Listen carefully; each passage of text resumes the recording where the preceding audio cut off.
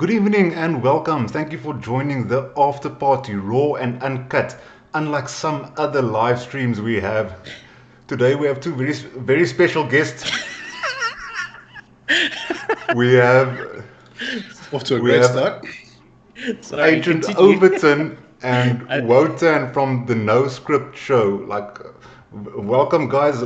Feel free. Introduce yourselves. Go ahead. I was the one that was on time from our podcast. That's me. Just wow. Straight with the racism, black people are always late jokes, right? pretty much, yeah. I was going to open with that. All right, cool. Well, I'm the other half of the show and I was working on some research. Sorry I'm late, but I am Like, here now. Your commitment to uh, science is commendable. tell me, do you think better with a tie on? I like to put on my Sunday bests from time to time. Yeah, I think better with a tie Oh, on, I think. Or at least that's So, what so, I'm so going to you, tell you myself. dressed up for the after party. Good man. Where's the whiskey today? Right I here, bro. decided I'm going to join you in good faith because I'm a sport. One of the boys. Okay, it's not whiskey, but it's something. Cheers, guys. Cheers, bud. Cheers. Okay, first thing I would Yeah. like to check is with the audience. I know my video is going to be a little bit choppy, but can you guys hear us all right and everything is okay? Cosmic Surfer say, ek is hier julle naiers. Let's jump straight into it. Wotan, you created quite a Mm-hmm. stir in the social media with or rather the alternative media. First you were on the North South podcast, and then you were on the Ronaldo Ghost show, and that's when I saw I really have to get you on the show as well. So Mm-hmm. you the video of yours, you said that to quote you, niggers don't understand economics. Can you please explain your stance on that? So we're 2 minutes in. I'm liking this live stream. Come on, Odin. You got to Yeah, step okay. up. So obviously it doesn't mean all black people don't understand economics. And when I say niggas don't understand economics, I mean people in general as well, there's even people in Europe that don't understand economics. That's why Jeremy Corbyn is in power or getting any sort of traction, that is. So and when I said that, I didn't mean it in a sort of the denigrating way as people seem to think I did. Well, all I meant to say was it's unfortunate that they don't get it because a lot of the reason that these sort of socialistic uprisings are happening is because, unfortunately, a lot of the country is financially illiterate, and it pains me that they are. It really does. But yeah, that's just the way it be like that. Yeah, this it's easy for a guy like yourself to utter those words, but I might end up in jail if I do that. So I'm gonna try and stay away from that. You know what, buddy? I will pay for your genetic test, and if we have to, I bet you that you have more black DNA in you than Elizabeth Warren has Native American DNA. I will take those odds. I've never been for a DNA test. I don't really know if I want to find out, but for sure, my forefathers might have find a native maiden attractive. Like you never know. So you mentioned you are a proud Tswana.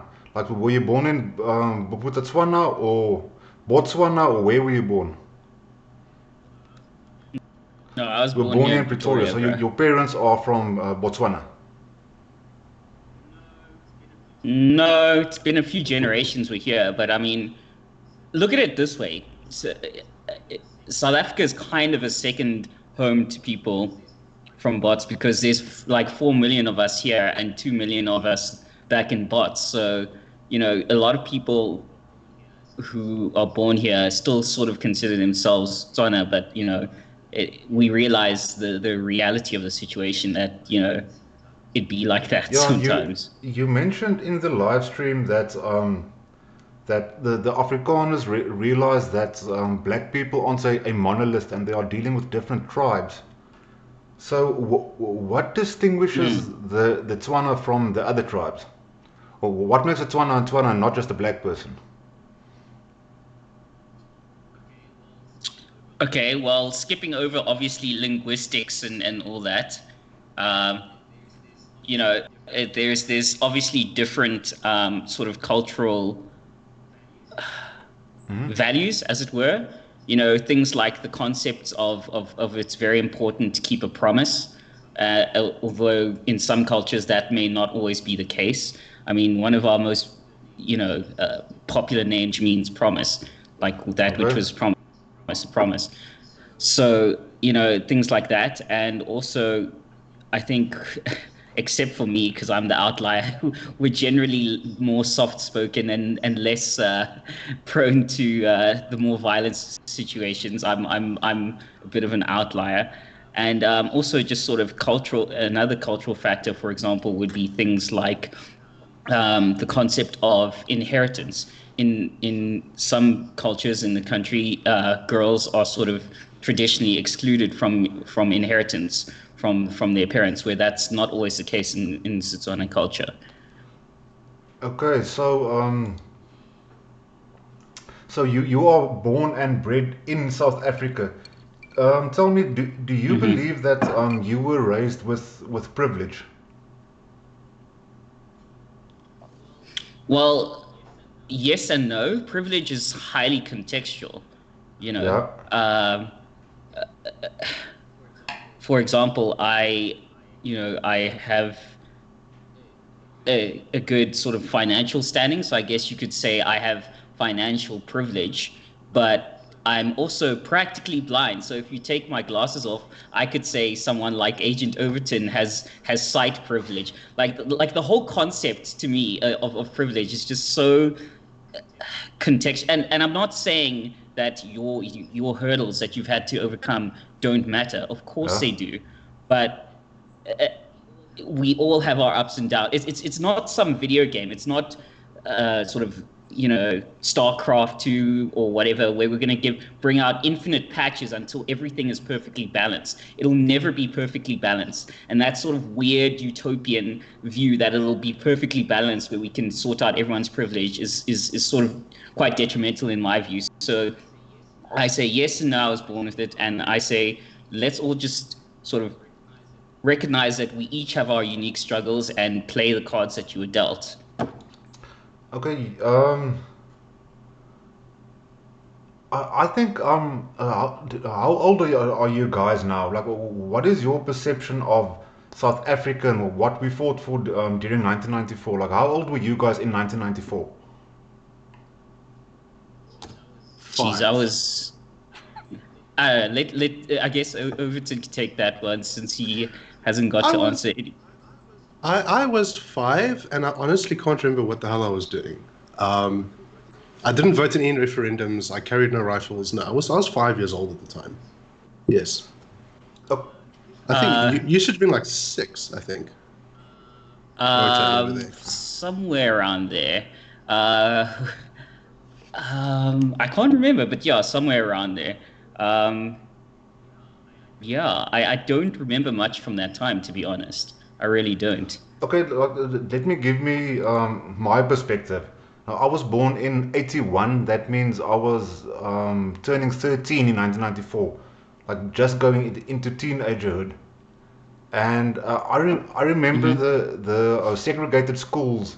They started mixing in 1990 already. Well, my school was multiracial by 1990 already.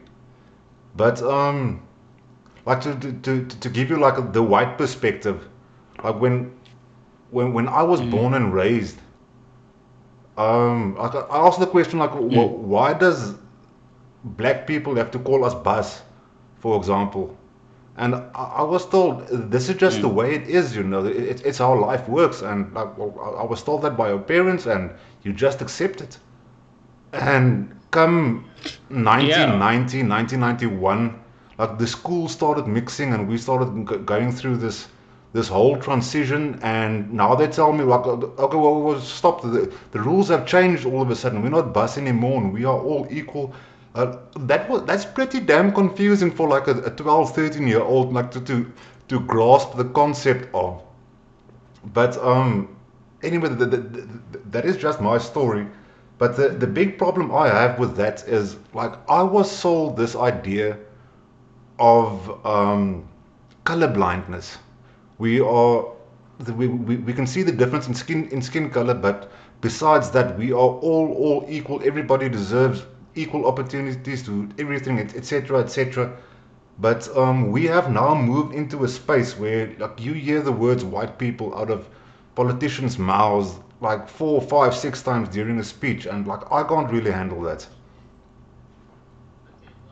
Okay, well, oh, by the way, I see Dagbreker says technically the Northwest is its own environment. Yeah, because it borders the Northwest. The Northwest borders bots, and actually, in many generations ago, a lot of the land in the Northwest was sort of its own territory. But I don't think we'll be campaigning to get any of that back anytime soon. But I will mention that I have a lot of respect for the old bodies out there, because I can't remember how many times I've walked past a dude and he greets me in absolutely fluent Tswana, and I'm like, this dude's like 40, 60 years old or something, and he speaks perfectly fluent Tswana. So much respect for that. As for the whole color blindness thing, I kind of it kind of annoys me to a certain extent, because like you can tell. Okay, let me put it to you this way: equality of opportunity, yes; equality of outcome, no. And color blindness, yeah, we should actually acknowledge that. Yes, somebody is slightly different color to me, but it shouldn't be the be all and end all of who they are. Yeah, like I was also thinking earlier today, like the now I'm being told we are all exactly the same. It's just our skin that is different. But the first thing that I realized is these people with a darker skin than mine, they play soccer. They don't play rugby. So there was the first difference already, and it was very confusing at the stage. And to be honest, I still find it a little bit confusing. Well, the Department of Sport is doing their level best to fix that, right? And apparently killing a rugby team in the process. I don't follow sports at all. I just follow it whenever there's drama, which is probably the best way to follow sports. Like the Ashton Williams thing got me interested again. But it's an interesting thing about the sports from a cultural point of view. There were sports that are a little bit more expensive to get into. Do you mind if I go on like a brief tangent Go ahead. of Okay. No, the rugby and the cricket are like kind of they were predominantly the white sports up until a certain point, and it just kind of was that way. But it had a lot to do with the accessibility of that sport to kids who played it. I mean, over time, it obviously has changed. I don't think we have any. There are no all white teams anymore, right? Correct me if I'm wrong. But as far as I know, like the Proteas, the Springboks, everyone is like mixed, with mixed results. But that was kind of part of this integration project, which obviously it wasn't going to happen overnight.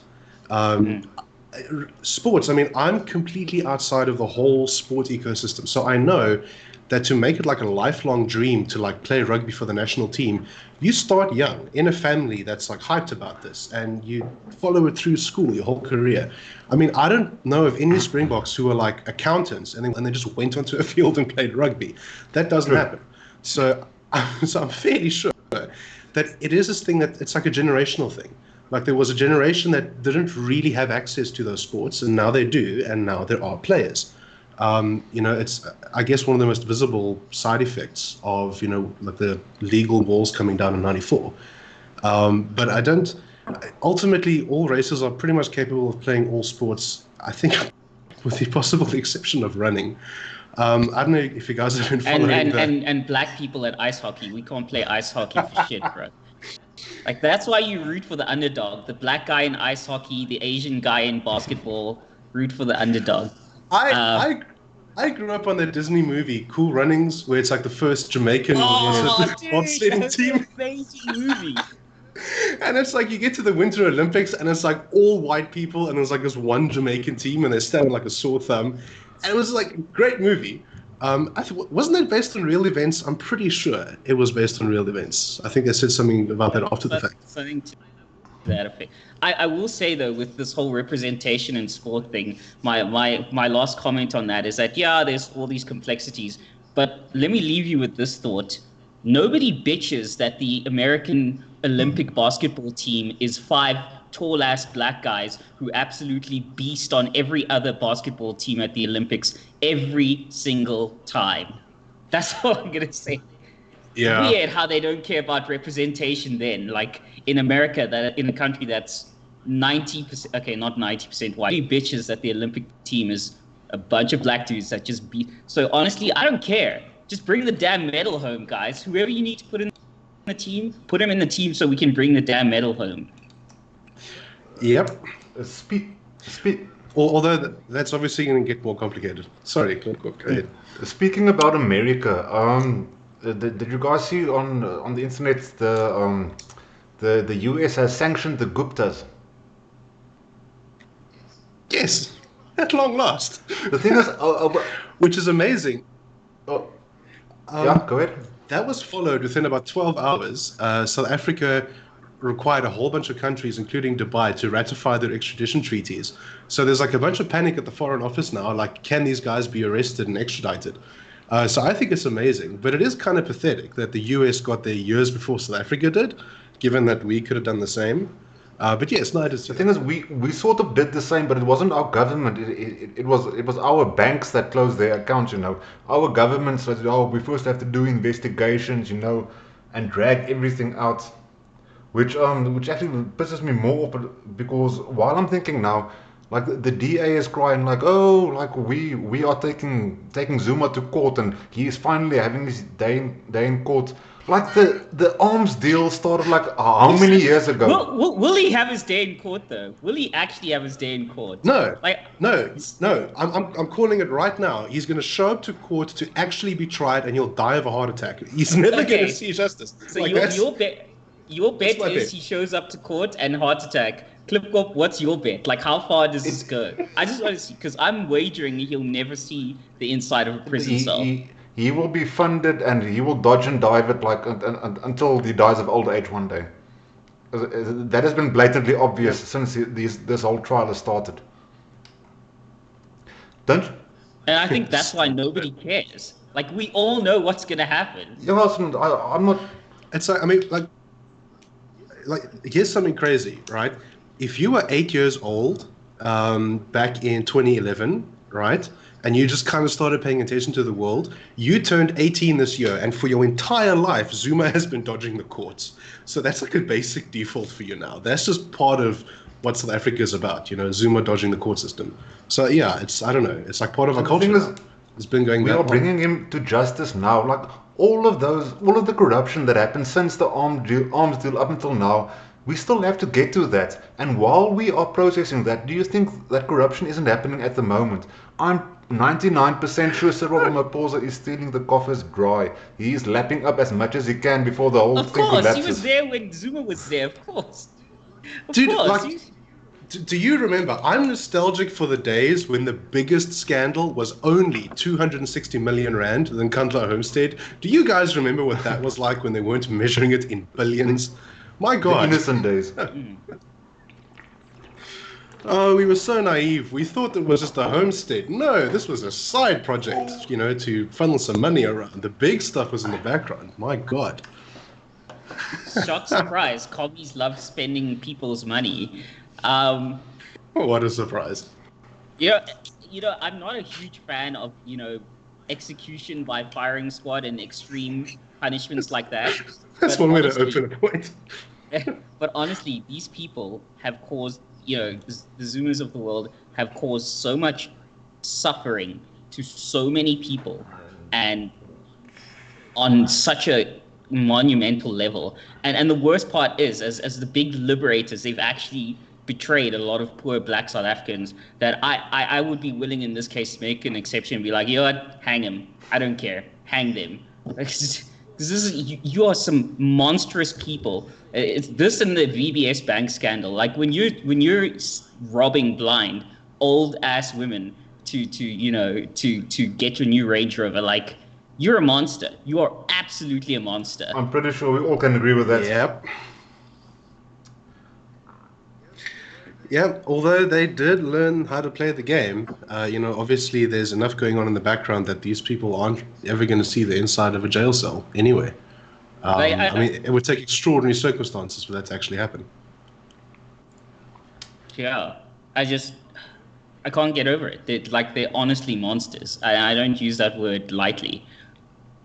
Okay, I'm gonna go off on a tangent again, a different direction. I know Do it. Wotan, you are a huge fan of Herman Mashaba, and you suggest like white people should get behind him because he has his stuff in order. This is a black guy you can get behind, but his Twitter behavior the last week, like I can assure you, white people in general, that they aren't too happy with him. Or what's going on there? Okay, I will say that I don't honestly know, but having known of the man, I'm a big fan of sort of larger data, and knowing his track record for the past 30 years or so versus the past week, which again is not to excuse anything he's said or done in the last week, but knowing his track record for so many years and like a week of whacked out tweets, I'm like, this coupled with all the shit with what's her name, Helen Ziller, and the whole Alan Winder thing, and Pretorius being so obsessed with Mashaba, it feels like I'm watching Eminem's Stan video all over again. Like all of this happening at the same time makes again, I'm not saying his tweets were great. All I'm saying is, to echo my friend Conscious Caracal, something is rotten in the state of Denmark. Like all this shit in the air at the same time, like something's not quite right here. Like there's some sort of factor or something in the background that just, But there is a leadership battle on the go right now. I mean, Helen Ziller throwing her hat in the ring was unexpected, I think, to some degree. And so you have these two factions lining up. You've got the classical liberals and you've got these progressives. PVD, Loyo and PT, all the rest. And they're splitting into two camps. And like, here's the one thing I will say, and Wotan will know this. I have been critical of Mashaba and the stuff he's been saying. I don't think it's great, but I will acknowledge he's in a very difficult position. I mean, the DA is holding on to that metro by like a thread, and they need the EFF support because the ANC will happily step back in and loot the place. So it's like, I get that it's a complicated balancing act. And if there's a huge disruption to DA leadership, only God knows what'll happen downstream from that. So I kind of get it, but it's just, good Lord. Some of those tweets are just like... Look, politicians say a bunch of dumb crap all the time. I do not... And that doesn't excuse it again, but I do not... I mean, do you really think that he believes that the IRR is a far-right institution? Or maybe, just maybe, he was fucking lashing out. Like... Again. But you got to remember that one of the ways that people talk about this is they talk about the DA collapsing without really just, there's two DAs now. There's the Zilla DA and the Maimane DA, and they're very different. And it's the Maimane DA who's trying to like smear everybody linked to the Zilla DA as being enemies of the state. That's what the ANC would do if this was like a fight at that scale. So it's like, it is all politics, but that doesn't change the fact, Klipkop, you're right. It makes you uncomfortable as a white person to see people say this shit. Like that was bad move. So all I have left to say is something is up, and we shall see. When is the elective conference? I think it's still this month. I have no idea. I never do my homework. I never do homework. Outside, at least we're not on the level of the KZN ANC, where dudes are literally hiring hit squads to show up to your house with an AK and shoot political rivals. That is ultimate conflict resolution. There is no coming back from that.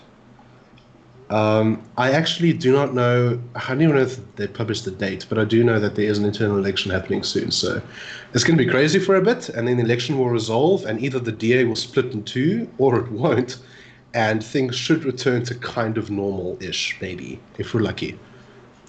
If not, the simulation will just collapse. So, There, Well, again, Donald Trump is already president of the US. The simulation's kind of collapsing already.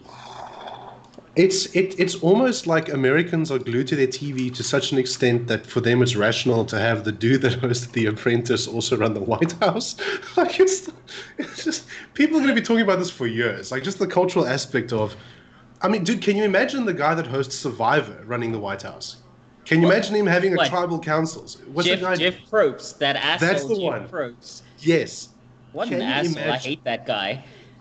Like just in the Senate, having like tribal council and they're like voting senators out, like the tribe has spoken, your torch gets put out. That's not inconceivable now. That's like really, really worrying. Well, again, at the end of the day, guys, you have to remember the requirements to be president of the United States is that you are 35 years of age or older and a natural-born citizen of the United States. And those are the requirements that it was designed to be a system of peers rather than a system of superiors and inferiors as many other governments are. It was literally designed so that, yes, maybe one day the guy that hosts The Apprentice can become president. That was the whole point of their constitution. yeah, Yep. Well, it's an interesting where it ended up after all those years. Sorry. Trump isn't the first movie star president. I believe that they had more than one before. So it's the Ronald Ronald Reagan. Reagan. Yeah. See, I know a little, just a bit. Although it Yeah. would have been badass if Arnold Schwarzenegger managed to like kind of get from California governor to US president, because it's equally absurd to have the Terminator be president, right? But I almost feel like that would, Born in the US.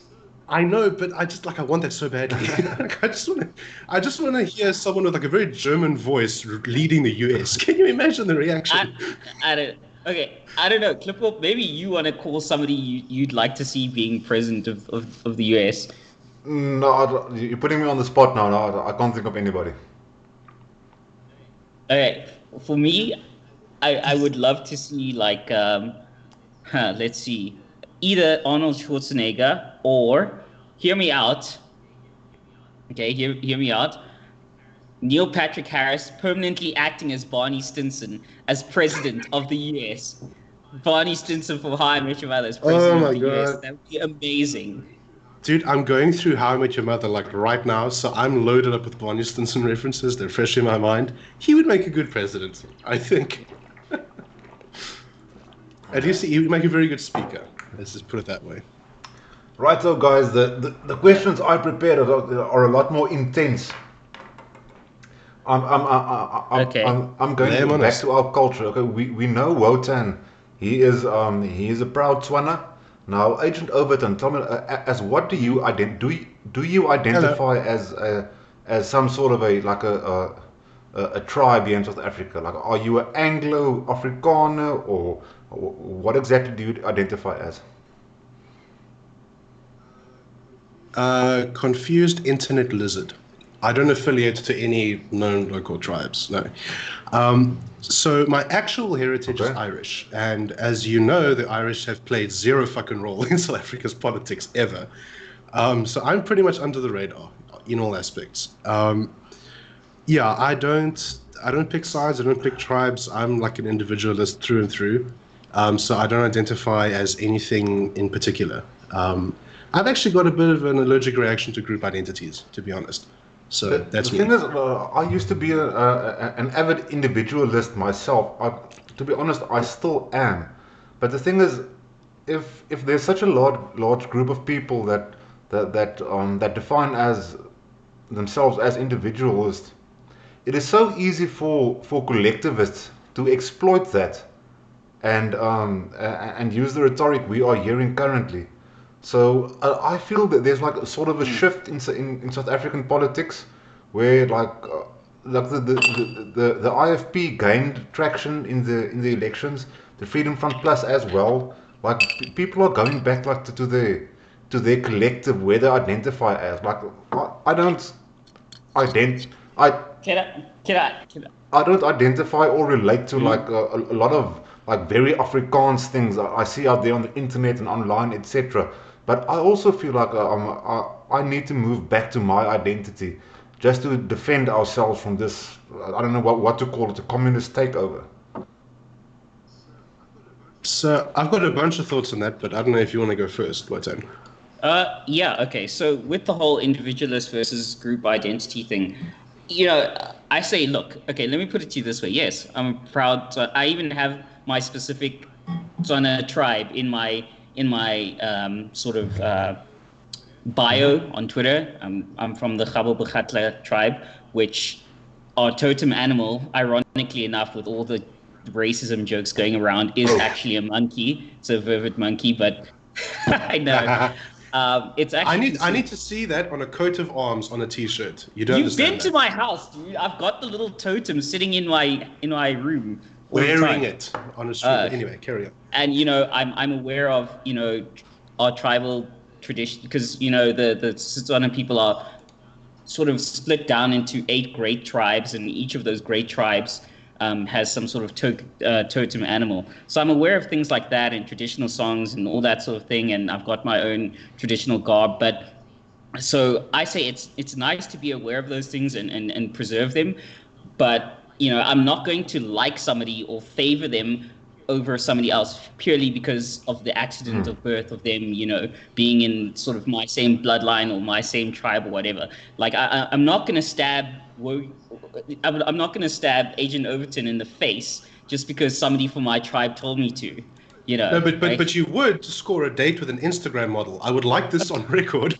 Uh, This whoa, guy would whoa. murder me for a Whoa. cosplayer. That was one voice message, and I can explain that.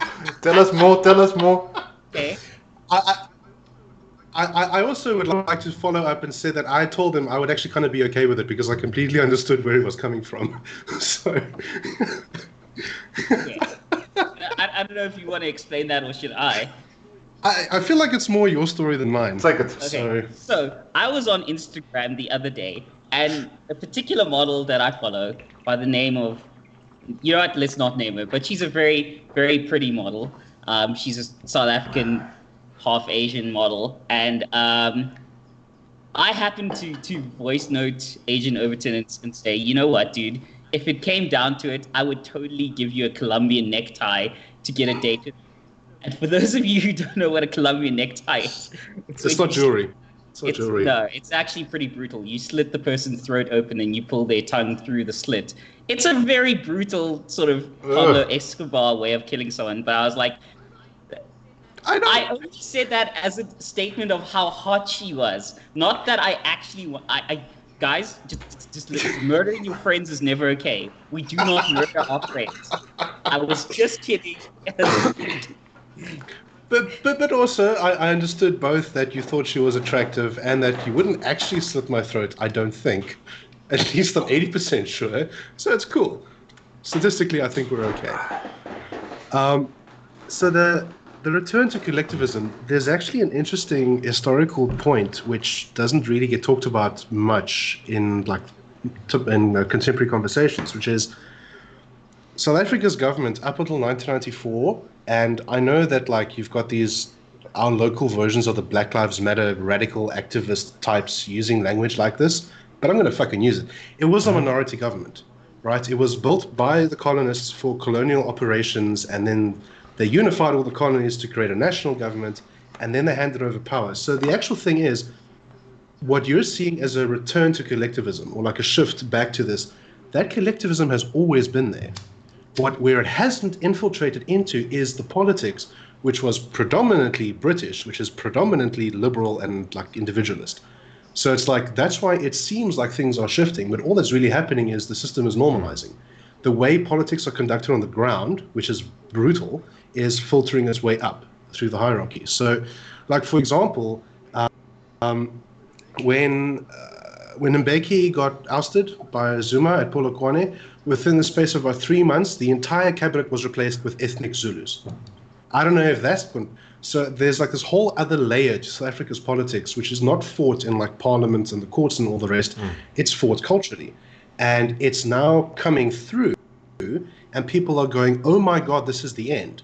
But for all of South Africa's history, the government that people are kind of used to as being the correct government wasn't ever formed by referendum or the vote of most of the people in South Africa. So it's like It is a collapse. It is a change. It is kind of destructive. I can understand why people want to leave, but also it's painted as this sort of malicious destruction, when really it's just like the layers are being peeled back, and now you're starting to see what South Africa is actually like. It sucks. It really sucks compared to how government used to be. But that's just what it is, and we're seeing it now, like in full resolution. People killing each other over council posts. I mean, can you not just imagine that being the standard in like the 1500s? Because I could. That's how. Forget the 1500s. Even in the early 2000s, it was a thing in Italian elections and stuff. People taking each other out. Yeah, like when the risk-reward ratio is pretty much, I know I can kill him and I won't go to jail for it and I'll suffer no consequences, and in fact I'll be rewarded, then it becomes a logical option. As shitty as that sounds, that's just the way they roll. For me, the big warning flag is the fact that that sort of liberal slash post-colonial government, the concept of rule of law and all these things didn't take hold. Because at the end of the day, they were serving a few million people when there were like, tens, like 20, 30 million people more that weren't really being served by that system. And they've kind of decided they don't want to adopt it, which is why you see stats like people would generally be okay with a dictator if it meant they got services. Like you see these things come out every now and then. And it's like, oh my God, how stupid are they? No, they've never seen the benefit of a Western style government. They've never been to like a referendum where they voted to allocate budgets and they saw, oh, there's a non-violent way to run our society. I think that's just been denied them, and they like don't see the point. And it's like, that's just my feeling on this. There are far more people out there that see no benefit from having things run properly, and it failed to integrate, and now it's being rolled back with destructive consequences. Sorry, I used a lot of big words for 9 p.m. on a Sunday. I apologize. I'm going to pull the conversation back a little bit. A big thing that I punt on my channel is the concept of self-determination. Now, I'm going to go to one of Herman's tweets on his tweet page.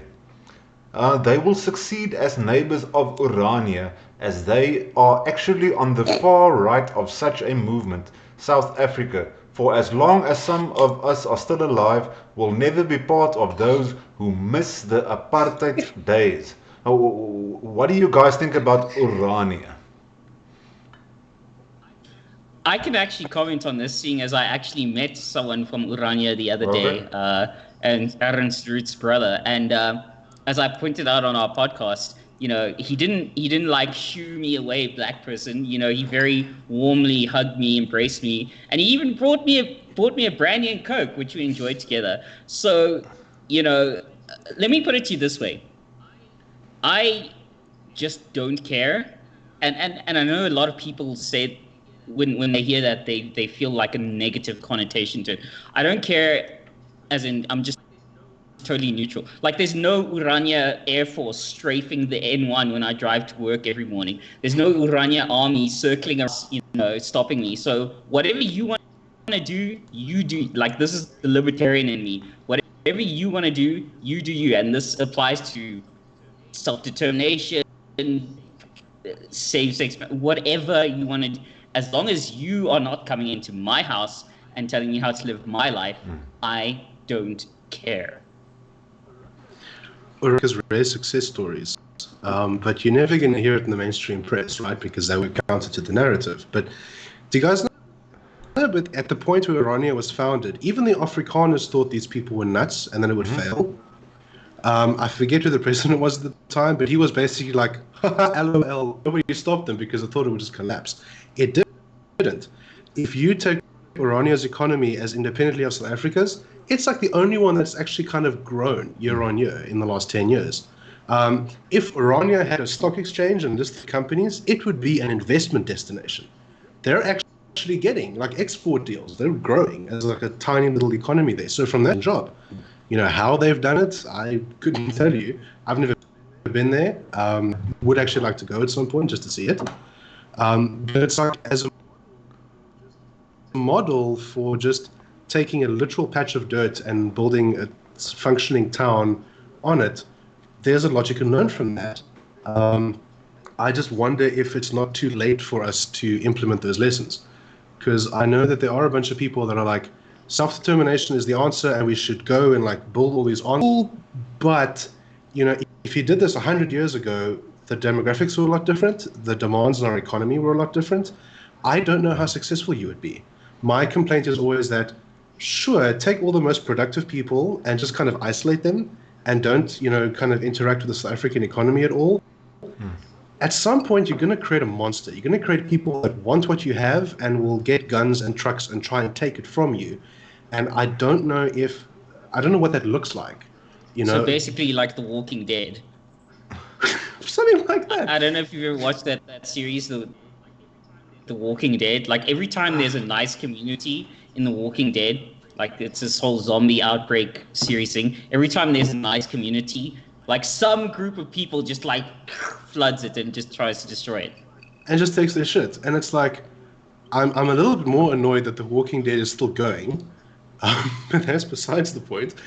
I think that if the self-determination stuff, if there was more of that at the time Orania was founded, you might be looking at like a kind of a federation of microstates that could realistically be a province by now, and that would stand a better chance of surviving than if you try to do it now, I think.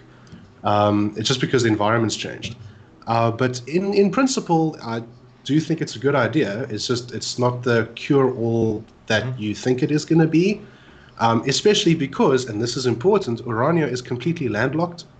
The moment the South African government decides we don't like you anymore, there's like they blockade 2 roads and that's it. The whole town is screwed. So, it's like, how practical is that really? That is also what makes me very skeptical about Orania is they have never been put to the test before. They everything's going fine now, but let's say tomorrow 50,000 hungry people shows up on their doorstep. What are they going to do then? Exactly.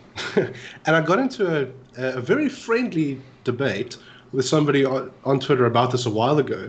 And, that's kind of what it comes down to is, if you are trying to do the self-determination thing as mitigation, as a plan to prevent failure in like a collapse scenario where things just break, you got to realize when they break, all the people are still there. They still need to eat every day. They still need to, so it's like they don't just go away when the system collapses. And it's like, unless if you've got like your own armies and lots of ammunition, you're going to have a difficult, and you may not be as successful as you think. But yeah, it's like a tricky situation that I hope we never see. So. Yeah, for me, I think it's sort of inevitable. Like I saw what happened in Zimbabwe, and I like read up and I noticed what happened in Angola and Mozambique and all those places, and it's almost like it's inevitable. Like, so everything has to be ransacked first. Everything has to be razed to the ground before we can start building again. I'm not looking forward to it, but it seems inevitable to me. I unfortunately have to agree. It's like, I know that people that take that argument tend to use it as an excuse for like, it's going to burn down anyway, so let's start now. And I'm just like, no, hold on. I don't know. What seems to be doing fine? Botswana seems to be doing fine. Oh, they're doing great. But that's the thing. South Africa has always been like the escape valve. Like, this is the crazy thing to think about. Do you know that we have an African Union? And do you know that the African Union includes literally every country in Africa? When was the last time you heard anything about the African Union? The last time I noticed the African Union is when we sent delegates over there, and for some reason Julius Malema was part of the delegation. Like, I think South Africa were allowed to send 6 delegates, and it was 5 ANC members and 1 EFF member. Like, where's the representativity then? Shouldn't it have been a DA representative that went to the African Union? Doesn't that make sense? No, it should have been, and I would have sent Pumzile Van Dam to that, because I think the memes would have been better. But this is the fact. At the moment, Nigeria and South Africa are like the largest 2 economies, and largely speaking, South Africa is still kind of like the default. So it's like, if South Africa fails, you've got all these people in Africa that don't have a sort of upward mobility, potential. They're in Africa. They're kind of trapped. So it's like Bots are still catching up fast, man. Bots bots, is catching up fast. and that's my whole thing. If you can hold this course for the next decade or two, and then you have like Botswana, Namibia, Kenya, Nigeria, what's it? Even Ethiopia is starting to catch up. You just have these places build up because if you get to a point where South Africans are immigrating into Africa to find work, then I think that'll start relieving the pressure on our systems a lot. But as measured in like decades of change. But it's like that's up to the rest of Africa, and it's like I don't know, I don't know Like how I long. said, do you have any idea how many Afrikaners are already in Botswana right now? Like tons, tons, tons, tons. But tell me, like the Yeah, sorry, go ahead, Agnes, over there. Go ahead. no, I was just going to comment that at some point we're probably going to start importing food from other countries that's grown by the South African farmers that left here to go grow it there. Like that's probably already happened. But anyway, That is very much possible. My question is to Wotan. Like, you seem very clued up about Botswana, and like, ironically thinking, 2 years ago, like I was also thinking about the doomsday. What am I going to do? Like, I'm gonna have to immigrate on a budget. And I was thinking, like, I wonder what Botswana is like. And now, like, this Tswana guy comes out and actually says, listen here, guys, it's actually great in Botswana. There is opportunities. There's a big Afrikaans community there as well. Tell me, what drives Mhm. Botswana's economy?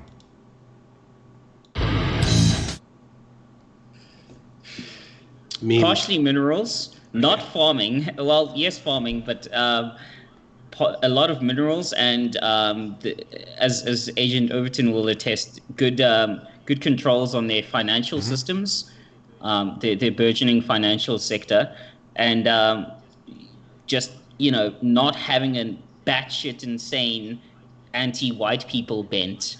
And that might have to do with the fact that Ian Khama was half white himself, the most recent president, and his father Seretse Khama was married to Ruth Williams Khama, which was a very British lady. But there's no, and again, I will happily admit, yes, guys, I'm sorry, there is obviously an anti-white bent in South Africa right now. Obviously, it would take Stevie Wonder could see that there's an anti-white bent in South Africa. that's Crazy harsh, motherfucker. but So true. um, it sucks, but I think we did a whole segment of this on our show. There's a lot of people who have to immigrate on a budget. Australia isn't affordable. The UK and the US are not affordable. You know, but it's similar enough climate. I mean, there's vast tracts of land. It's absolutely difficult to farm there. But you know what? As I've learned from being in Pretoria, it turns out difficult isn't a deterrent to most Afrikaans people. So whatever, go have at it, guys. As far as I know, Botswana is mostly desert, correct? Yeah, it's large tracts of it. Yeah.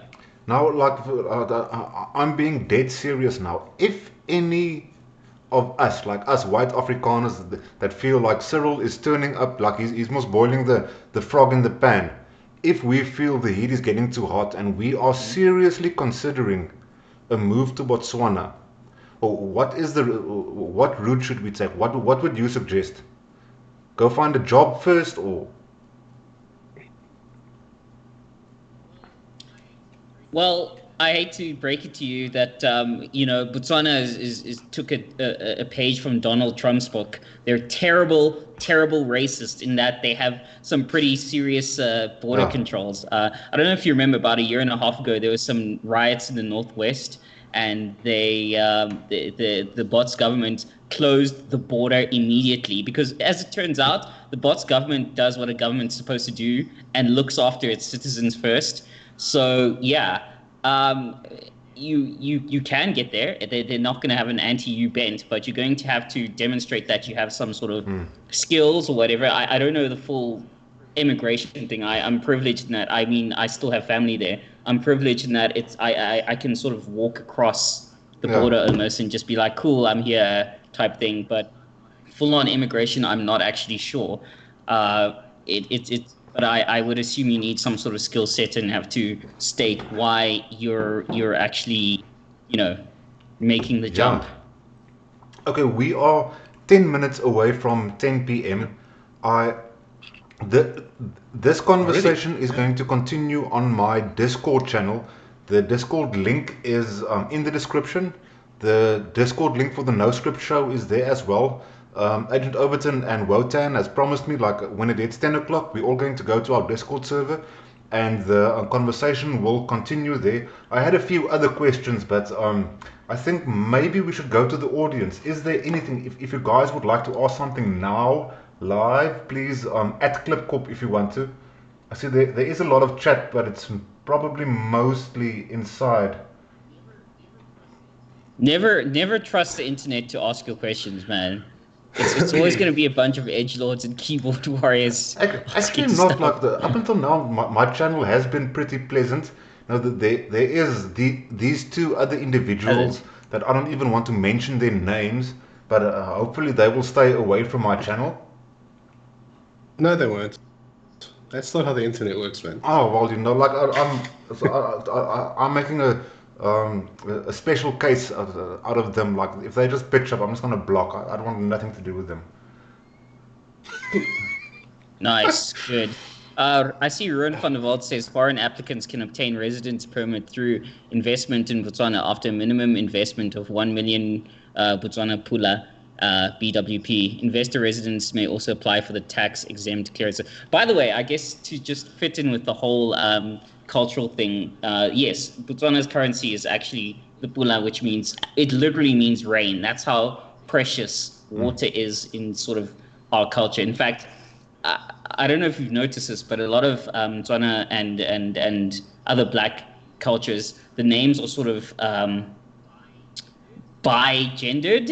You can have a male Lebogang and you can have a female Lebogang, but one name that is always female in Tswana is Mpule, which means rain, and Pula, like because the concept that life-giving force is so precious and important to us that it's reserved that, and they actually made it the name of the currency.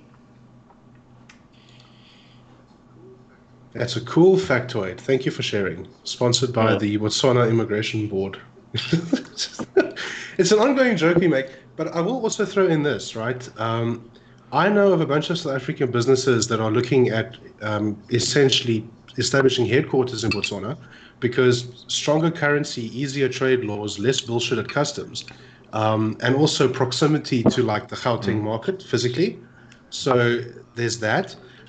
Second best destination for immigration on a budget, if you don't mind flying, will probably become Mauritius by like 2025, because they're doing their damnedest to soak up everything coming out of Africa now as people are trying to leave.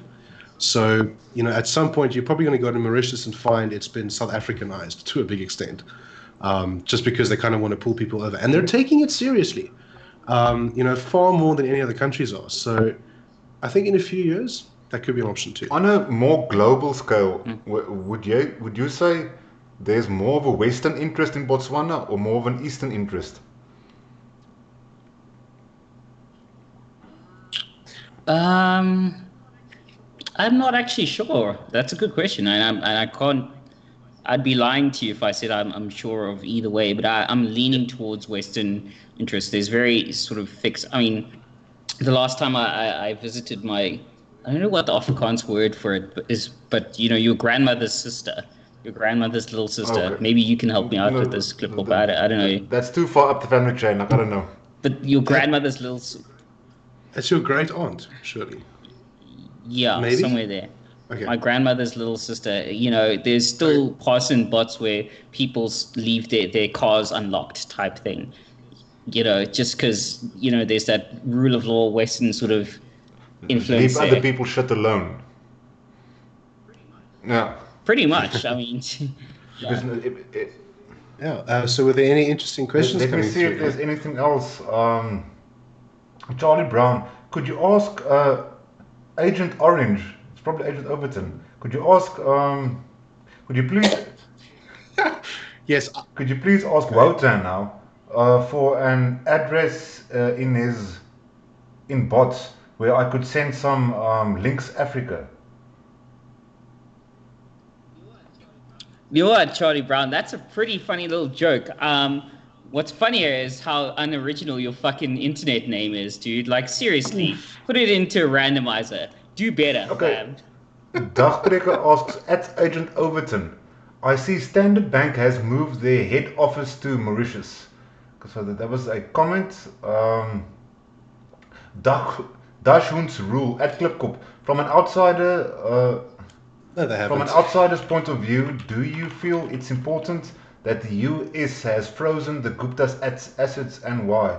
Well, I will say definitely so. You know, it's for me personally, when I noticed that happened, it means at least there's somebody in the international community that isn't falling for this bullshit about black people can't do anything wrong, especially the new South African government.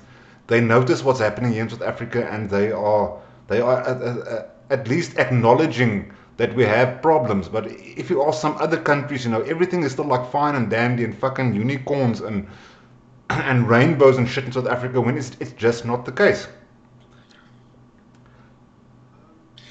That's actually because it is unicorns and rainbows, assuming you're in this very small segment of people that can afford to physically distance yourself from your investments. There was a rash of all the CEOs writing these articles about why South Africa is great and it's a good time to stay and build. It's because they don't have to deal with the consequences of any of their decisions. So for some people, it is unicorns and rainbows. Not all of us. As Definitely not most of as us. No. soon as the food runs out, it's going to be a little bit less more unicorns and rainbows, more death and famine. But A little bit less. I Yeah. think that is a great place to leave it. I want to tell the both of you thank you very much for joining my show and entertaining the guests. And we will be on my Discord for the next 15 minutes at least, where we can continue this conversation. Let's have one last question from Sunshine Shavannah. I see there's 3 minutes left. Klipkop was checking this year's murder rate, and South Africa is in fifth place out of all the countries on the planet. This shows how broken and traumatized SA society is. How do one turn this around? Um, I don't have the answers. I'm as You confused as everybody else. I have an Go answer. ahead. I have an answer. I have an answer. Go full U.S. Second Amendment. Seriously, our gun laws are so fucking restrictive. It's unbelievable. And I wish, for the sake of every woman walking down a lonely dark street in South Africa, I wish for every farmer in South Africa that we had the First and Second Amendment. Because fuck that. I don't need to ask Cyril or Helen or whoever the hell is president of South Africa for permission to defend myself. Fuck that. I say I wish we had the Second Amendment and it was our damned right to own guns constitutionally, because those are, I believe, genuinely rights that pre-exist government. That is my right to defend myself. So yeah, that's how we cut down the violence rate. Imagine if even half the women in South Africa had like a nice little subcompact every time a rapist tried his shit. Death penalty by Death citizen. penalty by citizen. Done. Yeah, you see, I figure that might backfire when things go to shit and then they start using those guns to find food. Like, you might regret saying that. So I don't know. There's trade-offs in these things. Um, Interesting thing about those murder rates. I don't know if they ever published the stats on where those murders come from and why they happen. It's like if you rank it by war zones, we are about as bad as Syria right I've now. heard We that. are Yeah. an actual war zone in number terms. But it's not as if there are people gunning each other down in the streets. This is all sort of at home in gang areas as part of political debates. Like, there's places where this violence happens, and there's two answers. I mean, for me, it would be better to try and remove the root causes of this, like remove the need for people to shoot each other. But the second answer, and I'll acknowledge this is dark, I don't think that enough people in South Africa have the emotional and intellectual maturity to resolve conflicts without resorting to violence. Um, that's a thing that also nobody talks about. The fact that you can give them guns, take the guns away, you can have more police, less police. The fact that people think it's okay to attack each other to resolve conflicts, that's something like deep and dark and nasty and not going to be solved by any legislation. And it's like we kind of pretend that doesn't exist. We always talk about the causes, but not like the people actually involved. I mean, you should hear some of these stories. They're horrific. Go find any ER doctor and ask him about the typical case he gets on a normal day. This shit's horrific. And it's like there's this almost like spiritual sickness in this country. And if we didn't reach for violence every time, maybe we wouldn't be in this situation. But that's like a way bigger topic than just kind of going straight for the firearms. So that's my We my can take on continue that. this conversation on Discord. Wotan, tell me, how much is left in your glass? Not enough. Hold on. Let me tip up. But I was... But yeah, like you said, with the whole violence thing, there was this Louis Theroux. I don't know if you've watched any Louis Theroux sort of documentary so. when he was in Louisiana, and he was interviewing some gang member in Louisiana, and he's like, you know what? Some niggas have just got to go. Some niggas just got to go, bruh. Like, and I don't mean just brown people. There are some fucked up yellow people, white people. Some people. Let me just rephrase it. Some people just got to fucking go. And like I said, death penalty by citizen. You know what? I would be happy to pay taxes for every woman in South Africa to be armed with a subcompact. 100% willing to pay for that tax. It would make the Stockfell meetings a lot more interesting. Like, that's all I'm going to say about that. My idea with the drink thing was like, I was planning on finishing this bit. Like, if you are man enough, I know you just refilled, but bottoms up. Yeah, I guess legally speaking, I can drink now, so I'm just going to quickly...